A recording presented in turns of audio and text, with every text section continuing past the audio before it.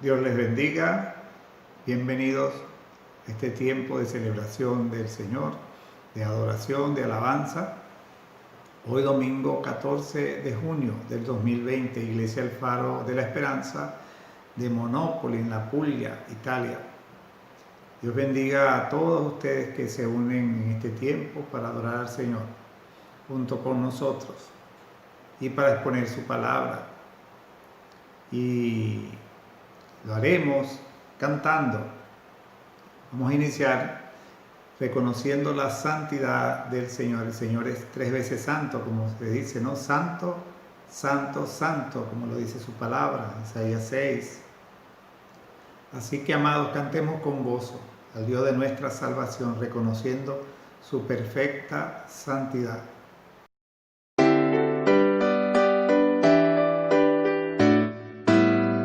Santo, santo, santo, santo, Padre nostro che ci hai redenti in Cristo, del perdono che troviamo in Lui noi ti ringraziamo. Alleluia, alleluia.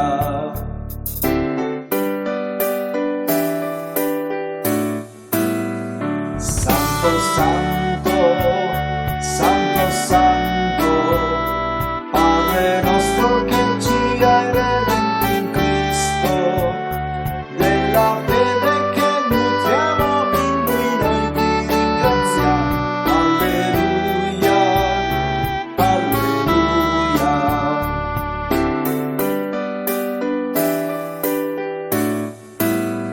Santo, santo, santo, santo, Padre nostro che ci hai redenti in Cristo, della grazia che ci doni in Lui noi ti ringraziamo.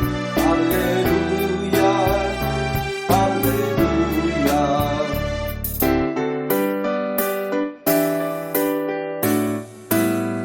Santo, santo, santo, santo, Padre nostro che ci hai redenti in Cristo, dell'amore che viviamo in Lui noi ti ringraziamo.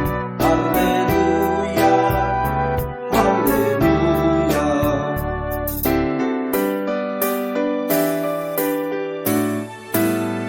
Santo, santo, santo, santo, Padre nostro che ci hai redenti in Cristo, della gioia che sentiamo in Lui noi ti ringraziamo. Alleluia, alleluia.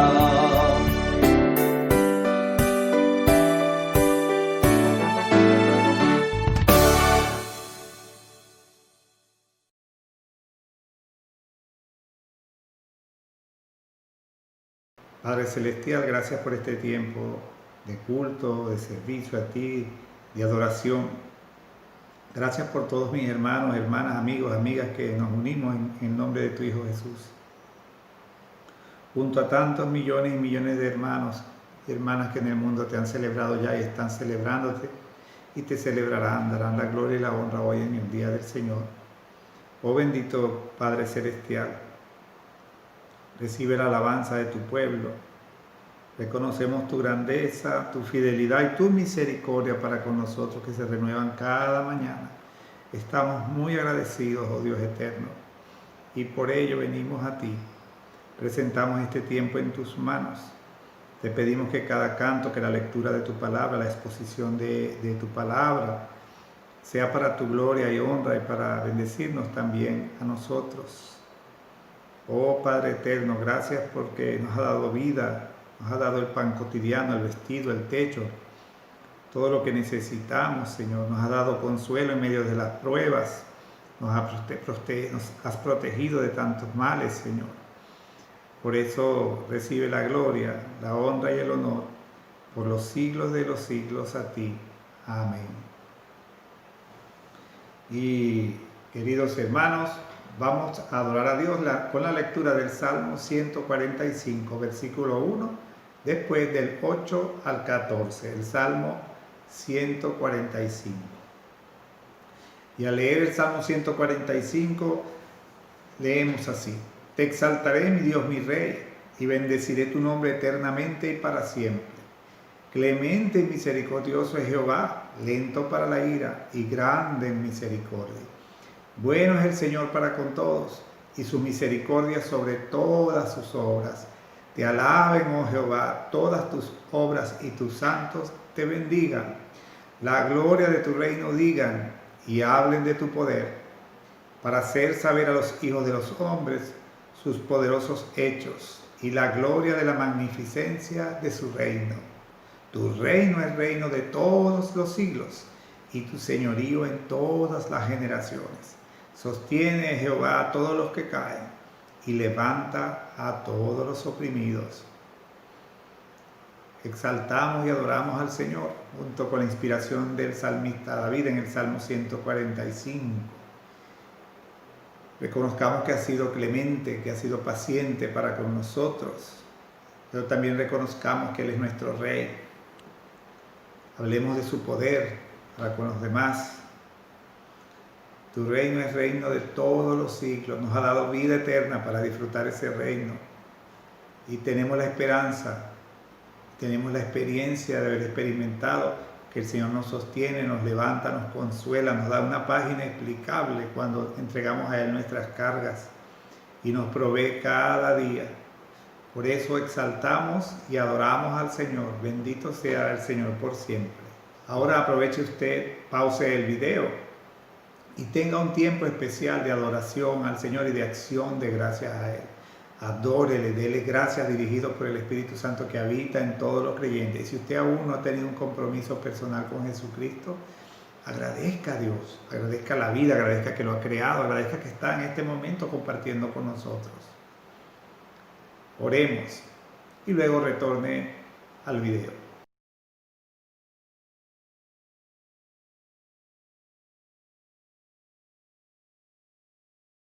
Qué bueno es agradar al Señor, alabarle, bendecirle, reconocer lo que hace por nosotros. Y preparemos nuestros corazones para la palabra a través del canto Jesús. Glorioso nombre, el nombre del Señor Jesús. Así que cantemos con gozo y con entendimiento, Jesús.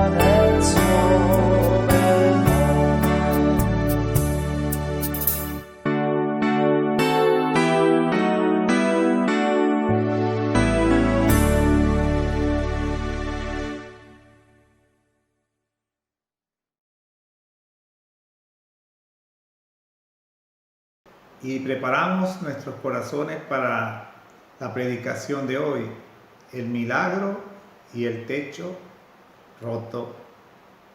Hoy tenemos la segunda parte de este tema que comenzamos hace 2 semanas y la lectura del Marcos 2, 1 al 12, Marcos 2, 1 al 12 lo haremos a través del video, el mismo video que vimos hace 2 semanas que nos va a ubicar en el contexto y en el texto de hoy. Un día Jesús enseñaba en Cafarnaúm, y era tal la muchedumbre que la gente ni siquiera cabía frente a la puerta. También se encontraban allí sentados unos fariseos y unos maestros de la ley. Entonces llegaron unos hombres con un paralítico, pero no podían acercarse a Jesús.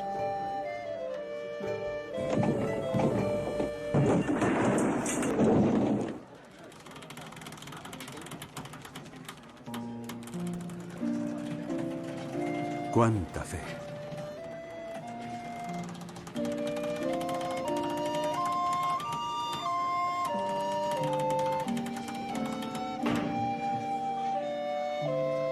Ánimo, hijo. Tus pecados quedan perdonados. ¿Cómo se atreve a este a hablar así?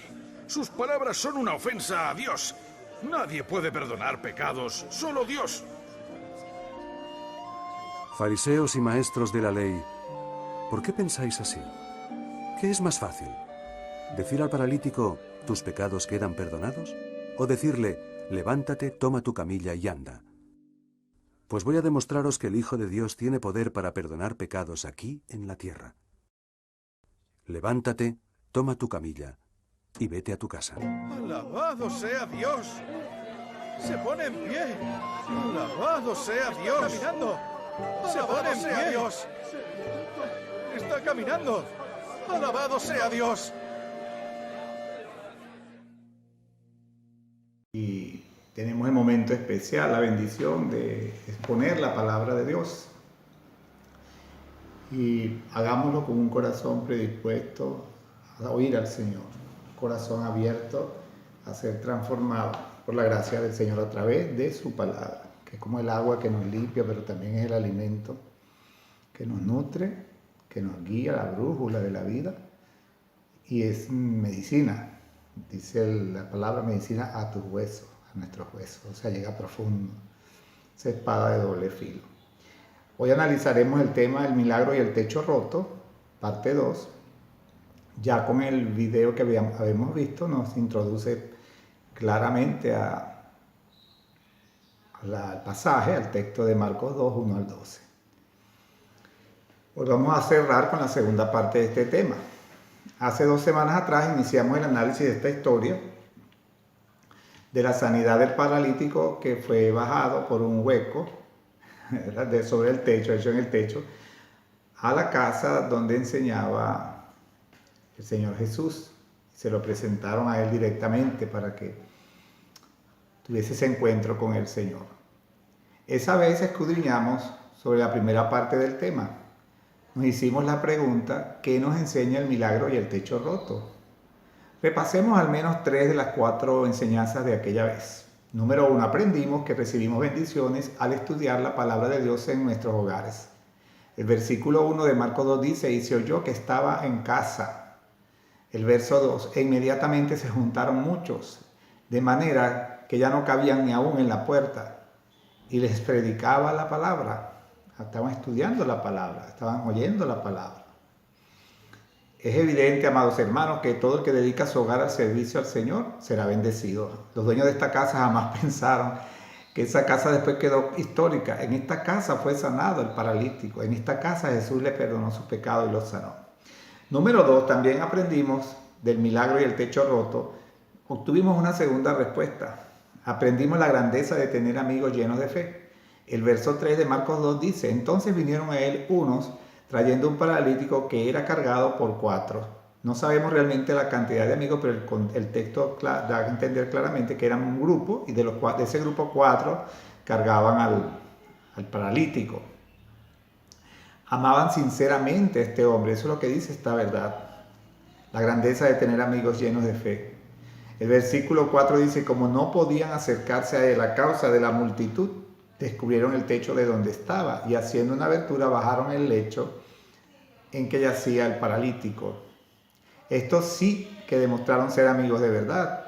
Se esforzaron, fueron creativos, buscaron alternativas, estuvieron dispuestos a superar por el bien de su amigo cualquier dificultad hasta llevarlo a Jesús. Nos dice el versículo 5, al ver Jesús la fe de ellos, eran amigos llenos de fe en Cristo. Y estaban buscando la bendición también para su amigo. La tercera verdad, ¿qué nos enseña el milagro y el techo roto? Esta tercera respuesta de hace 2 semanas atrás es que aprendimos que la fe de los demás, ¿no? Aunque nos anima, no nos libera, no nos exime de buscar nuestro propio encuentro personal con Jesús. En el versículo 5, B y C dice, dijo al paralítico, hijo, tus pecados te son perdonados. Así comienza el diálogo con Jesús. Y el versículo 11, a ti te digo, levántate, toma tu lecho y vete a tu casa. Y el verso 12 demuestra la grandeza del milagro del Señor en su vida. Hasta dónde llegó el efecto de ese encuentro personal del paralítico con Jesús. Entonces él se levantó enseguida y tomando su lecho salió delante de todos. Vimos que la fe de sus amigos es muy importante en la aventura, en el encuentro de este hombre con Jesús. Fue usada para llevarlo a Jesús, pero el paralítico debió tomar su propia decisión respecto a Jesús. Usted quizás, espero que ninguno de los oyentes sean de estas personas que dicen, no, mi mamá es cristiana, mi papá es un hombre de fe, mi tatarabuelo era muy conocido en la ciudad porque amaba al Señor. Pero es que la salvación no se hereda, ni la relación con Dios se hereda. Es a través de Jesús. Se heredan son los ejemplos, se ven los ejemplos. El legado de los que son fieles de la familia del Señor, si es que los hay, lo hubo, gloria a Dios. Pero usted y yo, tarde o temprano, hemos tenido, en el caso de los que ya somos hijos de Dios, seguidores de Jesús, discípulos de Cristo, tuvimos que tener ese encuentro personal con Dios en el que, claro que sí, fue muy importante el ejemplo de muchos amigos, de la familia, pero la verdad es que tenemos que dar una respuesta personal a Jesucristo y a lo que Él ha hecho por nosotros.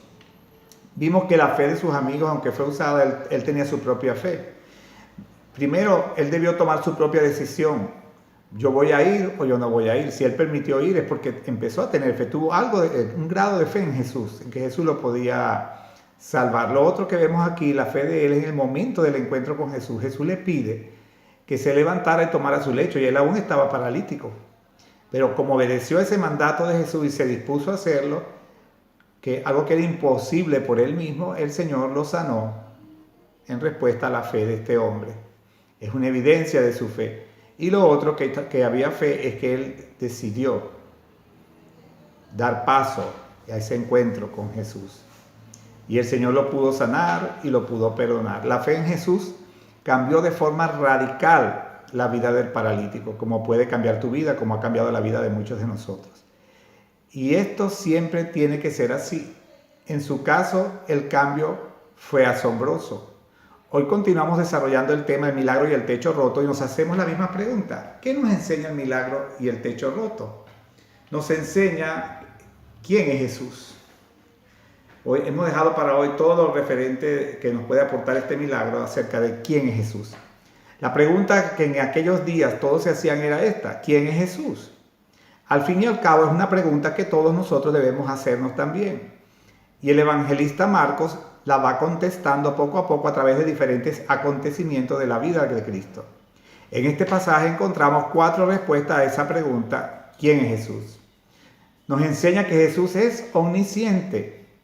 Quiere decir que lo sabe todo, conoce todo lo que ha pasado, lo que está pasando y lo que pasará. Como dice el Salmo famoso que dice: aún no está la palabra en mi boca y aquí tú la sabes toda. Y recuerdo cuando el profeta Samuel fue a ungir al nuevo rey de Jerusalén que iba a sustituir a Saúl, llegó a casa de Isaí y al primero que vio, al hijo mayor que vio, lo vio aparentemente como el rey perfecto, era adecuado. La apariencia lo convencía y él dijo: este es. Y el Espíritu Santo le dijo: este no es. El Señor le reveló: este no es. Tú ves su apariencia física, pero yo veo el corazón, porque el Señor es omnisciente. Aquí en la historia, en este milagro, vemos claramente que el Señor muestra su omnisciencia, Cristo muestra su omnisciencia cuando dice que conocía los pensamientos de todos los que estaban allí en Marcos 2:8, versículo 8, y conociendo luego Jesús en su espíritu, que cavilaban de esta manera dentro de sí mismos, cavilaban contra Él, o sea, pensaban mal del Señor. Y sabemos que en los pensamientos, en los versículos 6 y 7, habla de esto, de que los maestros de la ley, los escribas y fariseos que se encontraban allí sentados, estaban criticando todo lo que Jesús decía, buscando una oportunidad para condenarle, sobre todo cuando Jesús dice que tus pecados te son perdonados, que lo veremos más adelante. Entonces, nos enseña que Jesús es omnisciente. ¿Quién es Jesús en segundo lugar? Nos enseña que Jesús tiene el poder para sanar todo tipo de enfermedades. No sabemos cuánto tiempo tenía este paralítico en esta condición, pero su condición para el día del milagro era tan grave, tan grave, tan grave que sus amigos lo acompañaron. Necesitaba el apoyo de todas esas personas que lo sostenían. El Señor volvió a demostrar su poder para sanar enfermos con la sanidad de un paralítico. Y no debemos olvidar que estas eran credenciales que le acreditaban como el verdadero Mesías prometido por el Antiguo Testamento. Además de omnisciente y sanador, Jehová Rafa, vemos en este milagro la plenitud de Dios en ordenarle a ese cuerpo que se restaurara todo y todo se sanó. Dios no remienda, Dios cura, Dios regenera, Dios sana. En tercer lugar, la historia de este milagro nos enseña que Jesús tenía autoridad para perdonar pecados. Y aquí nos vamos a detener un poquito más. Entonces estamos viendo que nos enseña, número uno, este milagro nos enseña que Jesús es omnisciente, conoce el corazón del hombre, conoce todo lo que va a suceder, todo lo que ha sucedido, todo lo que está sucediendo, pero además tiene el poder de sanar. Y número 3, tiene autoridad para perdonar pecados. Si hasta ese momento había demostrado su autoridad y poder en la esfera física, sanando todo tipo de enfermedades, ¿se acuerdan todo el recorrido que había hecho ya Jesús desde Marcos 1? Había estado por diferentes regiones colindantes, tanto en Cafarnaúm como en Galilea, había estado enseñando la palabra en las sinagogas y haciendo muchos milagros de liberación de endemoniados, ciegos, paralíticos. Dice que diversas enfermedades y todos eran sanados. Pero esta es la primera vez, uno de los pocos milagros donde Jesús dice: tus pecados te son perdonados. Su autoridad en la esfera moral al perdonar el pecado de este hombre. En primer lugar, debemos observar que Jesús concedió al paralítico el perdón de sus pecados actuando en su propio nombre. O sea, Jesús dijo: yo te perdono los pecados. O sea, Jesús directamente es la fuente del perdón de esos pecados.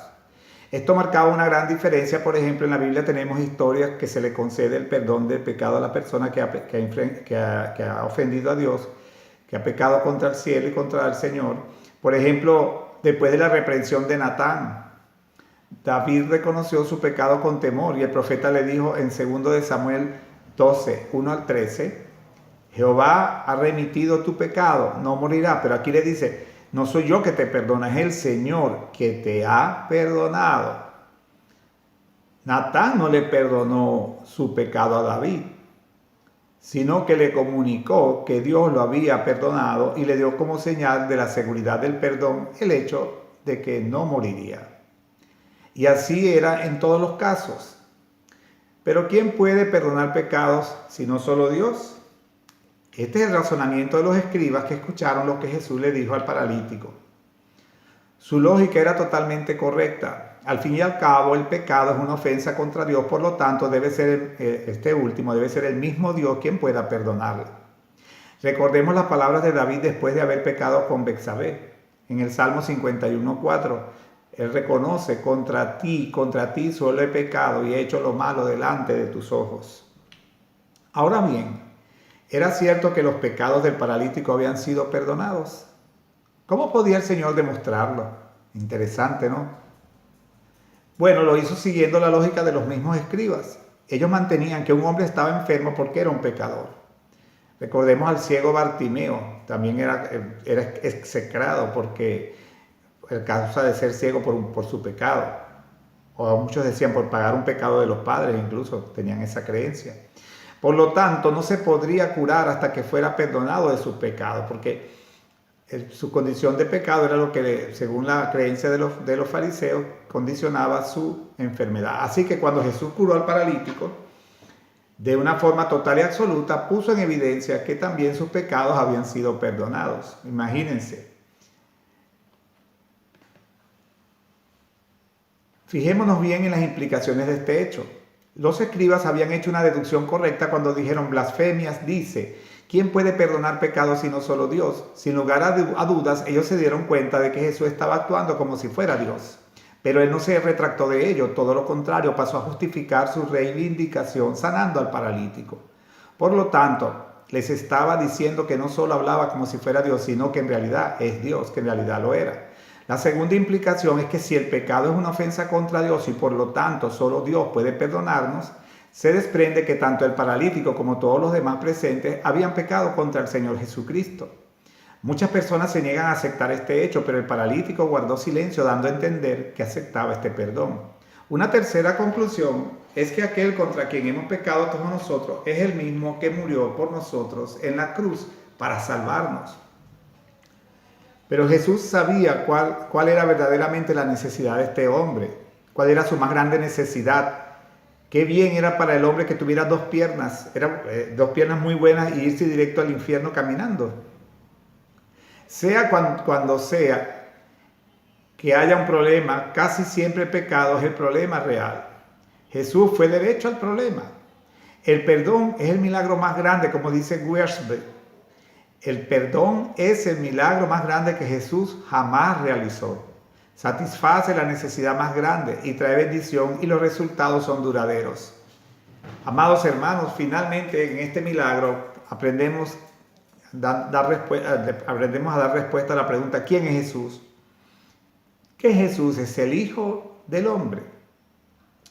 Otro detalle que no debemos pasar por alto es la forma en que el Señor se refiere a sí mismo antes de sanar al paralítico.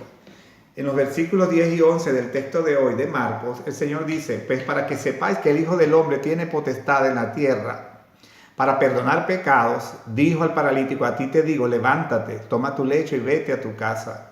El Señor usó con bastante frecuencia el título Hijo del Hombre para referirse a sí mismo. Aparece 14 veces en el Evangelio de Marcos. En principio, tanto este título como el de Hijo de Dios servían para denotar tanto la naturaleza humana como divina. Ahora bien, el título del Hijo del Hombre fue usado por primera vez por el profeta Daniel para referirse al Mesías que habría de venir y a quien pertenecían todos los reinos de este mundo. En Daniel 7, 13 y 14, miraba yo en la visión de la noche, y aquí con las nubes del cielo venía uno como un hijo del hombre, que vino hasta el anciano de días, y le hicieron acercarse delante de él. Y le fue dado dominio, gloria y reino para que todos los pueblos, naciones y lenguas le sirvieran. Su dominio es dominio eterno, que nunca pasará, y su reino uno que no fuera destruido. ¿Has entendido tú como creyente las implicaciones de que tú eres salvo por la intervención del Hijo del Hombre, que llevó sobre sí mismo sus pecados, tus pecados hasta la cruz? El Señor lo usó como un título mesiánico oculto. Era menos conflictivo, era menos político que llamarse Mesías o Cristo. De hecho, él evitaba todo lo que lo relacionara como un revolucionario. Hoy hemos meditado, nos estamos cerrando el tema, el milagro y el techo roto. En este milagro de Marcos 2 yo te pregunto: ¿quién es Jesús para ti? ¿Es solo tu Señor y Salvador? ¿Es tu Señor y Salvador o es solo tu Salvador? ¿Quién es Jesús para ti? Él sabe todo, tus problemas, tus angustias, tus errores, lo que realmente hay en tu corazón. El Señor tiene el poder de sanarte, no solo la sanidad física, la sanidad emocional, la sanidad espiritual, hasta la sanidad mental. El Señor nos las puede otorgar. Pero debemos creerle, tener esta fe que tuvo este paralítico, que estuvo dispuesto a arriesgarse, que se cayera, porque yo siempre creo que en la otra predicación les comenté el peligro que este hombre corrió de que se desprendiera, se rompieran las cuerdas que estaban sosteniendo la camilla mientras lo bajaban del techo, y pudo terminar peor que como llegó. Pero tenía fe. La fe no es ciega. Dios no está pidiendo una fe ciega. La fe es creerle a Dios, una fe que mantiene la mirada en las cosas de arriba, en Jesús. Amados, el milagro de hoy nos ha hablado que Jesús es el único que perdona. ¿Has aceptado tú ya el perdón de Jesucristo? Amado amigo que me escucha, ¿has entendido que Jesús murió para darte salvación y vida eterna? Y así como le ofreció el perdón de los pecados al paralítico, te la ofrece a ti hoy. Ya has sido perdonado, ya tú has recibido a Cristo como tu Señor y Salvador. Hoy es un buen día para hacerlo. Y para nosotros los creyentes, tenemos pecados sin confesar a Cristo. Nos hemos acostumbrado quizás a repetir un pecado tanto que ya nuestra conciencia no nos reprende ni nos dice nada. Cuidado con eso, hermanos, porque también eso se transforma en una enfermedad que necesita la intervención milagrosa del Señor. Y por último, has entendido que Jesús es totalmente, en su estadía terrenal fue totalmente Dios, totalmente humano, sin pecado, por lo tanto podía ser y ocupar el lugar del Cordero de Dios que quita el pecado del mundo. En Jesús se cumple el plan de Dios para salvarnos y mostrarnos su amor y el perdón a través del Mesías prometido en las profecías, de Jesucristo, el Hijo del Hombre, camino, verdad y vida, el único camino, la verdad y la vida, Dios humanado. Que Dios nos bendiga, nos haga reflexionar, pueda producir cambios permanentes en nuestro corazón, así como produjo ese gran cambio en la vida del paralítico. Hermano, Dios nos ha dicho de nuevo qué debemos hacer. Nos recuerda la grandeza de nuestro Señor y Salvador Jesús, el Hijo del Hombre. Gracias al Señor Jesús que se despojó de su gloria para humanarse y ser fiel hasta la muerte y muerte de cruz, y por su sacrificio tenemos vida eterna, paz con Dios y una esperanza. Así que esto nos motive en la semana para dejar que Él señoree en nuestras vidas, que el control de nuestra voluntad sea totalmente bajo su dominio. Y eso hará que la palabra de Dios realmente se haga carne y actúe en nuestras vidas. Así que, amados, esta semana sea de grandes bendiciones para ti. Cantamos para despedirnos, no ora andiamo. La letra dice gloria al Dios de amor. Y además de cantar para el Señor el canto de despedida, termine con la oración final. Recuerde, en la pantalla van a aparecer los motivos de oración final. Ore por su iglesia, ore por nosotros, Misión El Faro de la Esperanza.